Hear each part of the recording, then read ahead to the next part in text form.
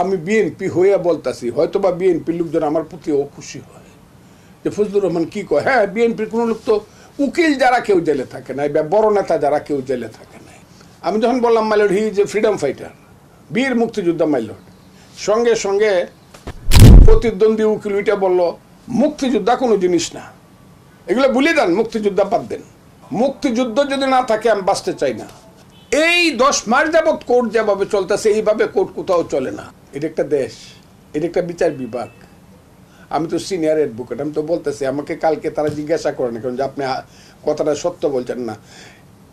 আওয়ামী লীগের আমলে 15 বছর কোনো উকিল জেলে যায় নাই, জেলে গেলেও 3 দিনের বেশি থাকতে হয় নাই। কোনো সিনিয়র অ্যাডভোকেট কোনোদিন জেলে দেয় নাই বিএনপির।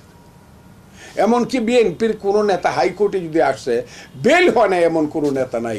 14 বছরের জেল আমি নাম কইতে পারি বিএনপির নেতাদের, দুর্নীতি আসলে পরেই বেল বলতে পারি, আমি সবার নাম বলতে পারি। শুধু দেশনেত্রী বেগম খালেদা জিয়া এবং তারেক রহমান সাহেব সম্পর্কে তাদের একটা ভিন্ন একটা মানে অনৈতিক এবং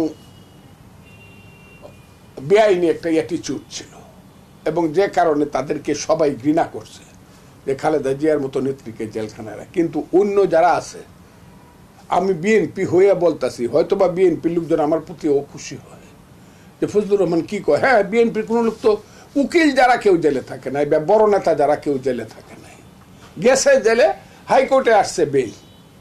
কিন্তু আরেকটা কথা বলি, আমি এখানে বললাম মাই লর্ড সে তো এই ছিল, সেই ছিল, সেই ছিল, এবং মাই লর্ড সর্বোপরি সে মুক্তিযোদ্ধা ছিল। উনি মুক্তিযোদ্ধা ছিলেন, তার বয়স মাই লর্ড 76 বছর, তার 2বার হার্ট অপারেশন হয়েছে, 2বার এমপি ছিল, ইত্যাদিতে ধরেন বললাম। সে কিন্তু ওই 5ই আগস্টের দ্বারে কাছেও নাই, এর বহুত আগের কথা এটা, সে যে যখন এমপি ছিল।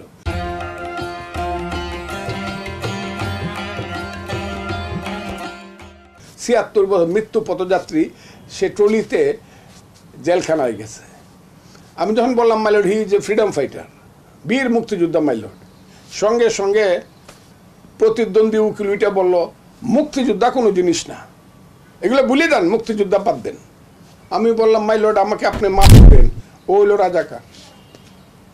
আমি কোর্টে বলছি কথাটা, ও রাজাকারের সন্তান, ও অথবা রাজাকার। আমার সহ্য হয় না, মুক্তিযোদ্ধা কোনো জিনিস না, কই লাভ মারি উঠে থাকে, মুক্তিযোদ্ধা কোনো জিনিস না।